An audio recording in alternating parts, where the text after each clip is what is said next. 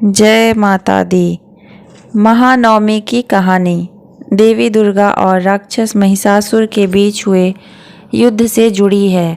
इस दिन को बुराई पर अच्छाई की जीत का प्रतीक माना जाता है।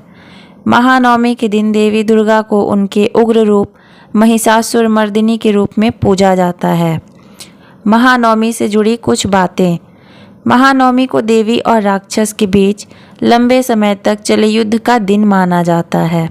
इस दिन देवी ने राक्षस को घातक रूप से घायल कर दिया था। अगले दिन युद्ध के 10वें दिन, जिसे विजयादशमी कहा जाता है, देवी ने राक्षस को अंततः पराजित किया था। नवरात्रि के आखिरी दिन यानी महानवमी तिथि पर माँ सिद्धिदात्री की पूजा का विधान है। शास्त्रों के अनुसार इस दिन माँ सिद्धिदात्री की विधि अनुसार पूजा करने से सभी प्रकार की सिद्धियाँ प्राप्त होती हैं। इस दिन कन्या भी पूजा जाता है। माँ सिद्धिदात्री का यह स्वरूप समस्त मनोकामनाओं की पूर्ति करने वाला माना जाता है। आइए जानते हैं महानवमी की पावन व्रत कथा। शारदीय नवरात्रि के 9वें दिन माँ सिद्धिदात्री की पूजा का विधान है। इस दिन नवरात्रि पर्व का समापन भी हो जाता है। कई लोग नवरात्रि की 9वीं पर कन्या पूजन करके अपना व्रत खोल लेते हैं। मान्यता है जो कोई भी नवरात्रि के 9वें दिन माँ सिद्धिदात्री की विधि विधान से पूजा करता है, उसकी समस्त मनोकामनाएं पूर्ण हो जाती हैं। माँ सिद्धिदात्री भक्तों के जीवन में ज्ञान का प्रकाश लाती है।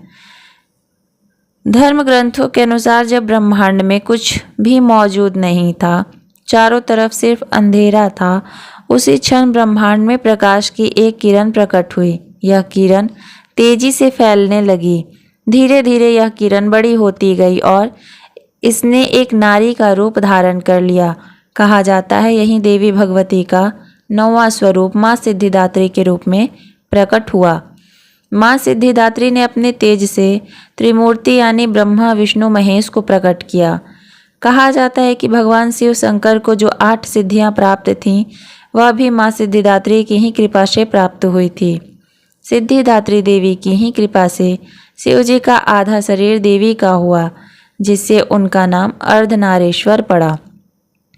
माँ सिद्धिदात्री कमल पर विराजमान हैं और शेर की सवारी करती हैं। इनके मुख पर एक दीप्तिमान आभा झलकती है। यही प्रकाश संसार में कल्याण लाता है। माता की 4 भुजाएं हैं, जिनमें दाहिने हाथ में गदा है, दूसरे हाथ में चक्र है, दोनों बाएं हाथों में शंख और कमल है। माँ अपने भक्तों के सभी दुख दूर करती है। देवी दुर्गा का यह 9वां स्वरूप सभी तरह की सिद्धियों को देने वाला माना गया है। बोलिए जय माता दी।